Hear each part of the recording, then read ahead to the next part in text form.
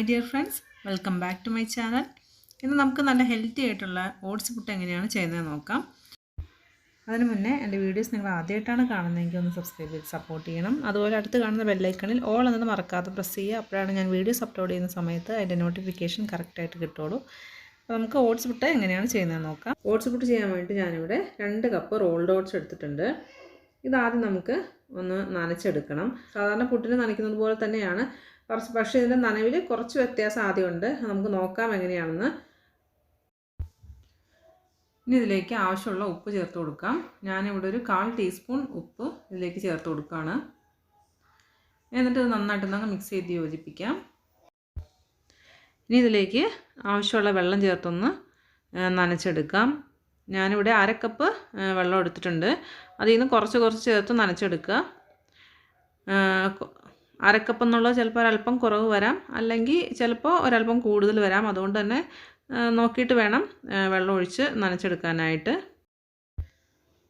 Last നമുക്കൊന്ന് കൈ കൊണ്ടുകൂടെ ഒന്ന് മിക്സ് ചെയ്ത് യോജിപ്പിക്കാം. അപ്പോഴാണ് ശരിക്കും വെള്ളം ഓട്സിലേക്ക് നന്നായിട്ടൊന്ന് യോജിപ്പിച്ചെടുക്കാൻ പറ്റുള്ളൂ. അപ്പോൾ ഇതുപോലെയാണ് ഓട്സ് ഇരിക്കേണ്ടത്. നമുക്ക് കുറച്ച് വെള്ളം കൂടുതലുള്ള പോലെ തോന്നും, പക്ഷേ അത് കുഴപ്പമില്ല. ഒരു 10-15 മിനിറ്റോ ഇത് നമുക്കിനി റെസ്റ്റ് ചെയ്യാൻ വെക്കണം. അപ്പോഴത്തേക്കും ഓട്സ് വെള്ളം നന്നായിട്ട് വലിച്ചെടുത്തിട്ടുണ്ടാവും. അപ്പോൾ കറക്റ്റ് പാകത്തിന് വന്നോളും. ഇതിപ്പോൾ ഒരു 10 മിനിറ്റ് കഴിഞ്ഞിട്ടുണ്ട്. ഇപ്പോൾ ഓട്സ് വെള്ളമൊക്കെ വലിച്ചെടുത്തിട്ടുണ്ട്. അപ്പോൾ അത്രയ്ക്ക് നനവില്ല ഓട്സിന്. അപ്പോൾ നിങ്ങൾക്ക് വെള്ളം ഈ സമയത്ത് കുറവാണെന്ന് തോന്നുകയാണെങ്കിൽ ഈ സമയത്ത് നമുക്ക് വെള്ളം ചേർത്ത് കൊടുക്കാം. എനിക്കിപ്പോൾ 1/2 കപ്പ് വെള്ളം കറക്റ്റായിട്ട് വന്നിട്ടുണ്ട്. ചിലപ്പോൾ ചില ഓട്സിന് ഒരല്പം വെള്ളം കൂടെ കൂടുതൽ വന്നേക്കാം. അപ്പോൾ അത് നോക്കിയിട്ട് വേണം വെള്ളം ചേർക്കാനായിട്ട്. ഇനി നമുക്കിത് മിക്സിയുടെ ജാറിലേക്ക് മാറ്റിയിട്ട് ഒന്ന് പൊടിച്ചെടുക്കാം. ഞാനിതൊരല്പം മിക്സിയുടെ ജാറിലേക്ക് മാറ്റിയിട്ടുണ്ട്. ഇനി ഇതൊന്ന് നമുക്ക് പൊടിച്ചെടുക്കാം. അപ്പോൾ പൾസ് കൊടുത്ത് പൊടിച്ചാൽ മതി, ഒരുപാട് സ്പീഡിലൊന്നും പൊടിക്കണ്ട. അതുപോലെ ഒരുപാട് ഫൈനായിട്ട് പൊടിയും വേണ്ട. ഞാനിവിടെ ഇത് പൊടിച്ചെടുത്തിട്ടുണ്ട്. ഈ ഒരു രീതിയിലാണ് പൊടിച്ചെടുത്തിരിക്കുന്നത്. ഇതിൽ കൂടുതൽ ഫൈനായിട്ട് പൊടിക്കരുത്, നമുക്ക് കഴിക്കാൻ കഷ്ടമായിരിക്കും.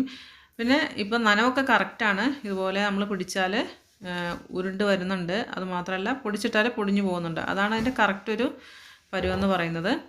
വെള്ളം കൂടിപ്പോയാൽ നമുക്ക് മിക്സിയിലിട്ട് അടിച്ചെടുക്കാൻ പറ്റില്ല. അപ്പോൾ അതൊന്ന് ശ്രദ്ധിക്കണം. അപ്പോൾ ഈ ഒരു പുട്ട് നിങ്ങൾ കറി കൂട്ടിയാണ് കഴിക്കുന്നതെങ്കിൽ ഇത്രയും കൂടെ പൊടിക്കാതിരിക്കുന്നതായിരിക്കും നല്ലത്. പഴം കൂട്ടിയൊക്കെയാണ് കഴിക്കുന്നതെങ്കിൽ ഇത്രയും പൊടിച്ചൊന്നും ഓർത്തും കുഴപ്പമില്ല. ഇനി നമുക്ക് ആവിയിൽ വെച്ച് വേവിച്ചെടുക്കാം. അത് നമ്മൾ സാധാരണ പുട്ട് ചെയ്യുന്നത് പോലെ ആദ്യം നമുക്ക് ഇതിലേക്ക് തേങ്ങ ഇട്ട് കൊടുക്കാം. എന്നിട്ട് ഇതിലേക്ക് ഓട്സ് നനച്ചതുകൂടെ ഇട്ട് കൊടുക്കണം. മേലെ ഇതുപോലെ നന്നായിട്ട് തേങ്ങ ഇട്ട് കൊടുക്കുക.